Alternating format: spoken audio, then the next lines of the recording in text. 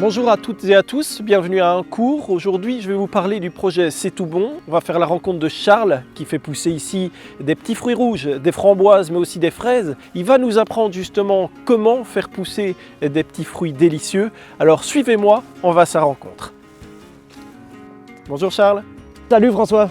Tu vas bien? Ça va et toi? Mais ça va, ça va. Je vois des lignes ici de culture, je pense que c'est des framboises. Ça fait partie de ton projet ça? Exactement, on a 3 variétés de framboises, des calibres différents et des couleurs différentes. On a même des framboises, celles-ci sont des framboises jaunes, qu'on appelle les gold. En plus de ça, on travaille avec des fraises. Première année, on avait juste quelques lignes et puis on a doublé, on a triplé même en fraises. Maintenant, ça nous amène à 15 000 plants de fraisiers. Alors moi j'ai un tout petit potager, je commence, je n'y connais pas grand chose mais j'aimerais vraiment faire pousser des framboises chez moi. Tu sais me montrer un petit peu alors directement, me donner des conseils? Ouais, super, allons-y. Allez, je te suis.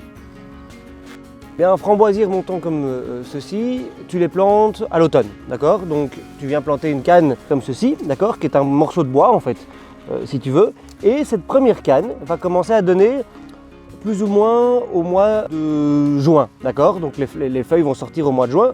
Tu auras quelques fruits, mais vraiment pas grand-chose. Toutes les cannes où il y a des fruits sont des cannes de l'année passée. Donc ça pompe de l'énergie à la nouvelle canne. Idéalement, c'est la deuxième année que ça commence à produire. En fait, pour mettre vraiment le focus sur le fruit, sur la seconde canne. Donc ça, c'est la canne plantée, plus ou moins 20 à 30 cm de hauteur. Et elles sont espacées de 20 cm, d'accord? Et alors à ce moment-là, autour de la canne d'origine viennent pousser différentes cannes. Le paillage, c'est important.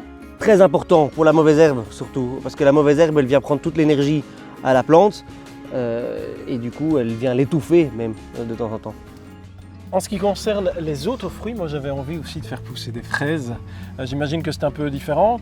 Alors pousser des fraisiers, c'est une culture qui nécessite énormément de suivi, encore plus que les framboises. Je conseille de travailler avec des fraisiers remontants, donc de les planter début avril. Pourquoi? Parce que si on travaille avec des fraisiers de la saison précédente, eh bien, le climat en avril, mai, juin, il peut être encore changeant, alors que souvent, durant l'été, on a des plus beaux jours. On les fait sur butte, ça c'est vraiment important, simplement pour que le fraisier soit surélevé par rapport à la mauvaise herbe qui est à côté, et puis pour que les rampes florales puissent retomber sans toucher le sol. Est-ce que je dois chaque année remettre des plants ou alors est-ce que je peux réutiliser mes plants année après année? Si tu as un potager avec une vingtaine de plants ou une dizaine de plants de fraises, garde-les 1, 2 ou 3 ans maximum. On les coupe à ras en fin de saison, on les broie. Et puis en début de saison, ici on a ce qu'on appelle des cœurs. Donc j'ai 2 cœurs. Je dois nettoyer pour ne garder qu'un seul cœur pour que le plant se redéveloppe sur un seul cœur. Charles, merci beaucoup pour tous ces conseils.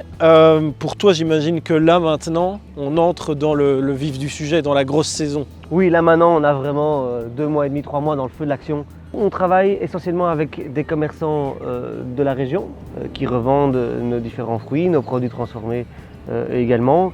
Et on travaille avec d'autres producteurs aussi de la région pour avoir créé, l'objectif était de créer un réseau de producteurs avec une plateforme. Et donc les commerçants viennent s'approvisionner en produits locaux et essentiellement bio via notre plateforme avec notre production et la production d'autres producteurs. Grâce à tous les conseils de Charles, je sais à présent faire pousser des framboises mais aussi des fraises dans mon jardin. Merci à lui pour son accueil. Et puis moi je vous conseille d'aller justement dans les magasins locaux, acheter ces produits savoureux, vous ne le regretterez pas et je vous dis à bientôt pour un autre tuto.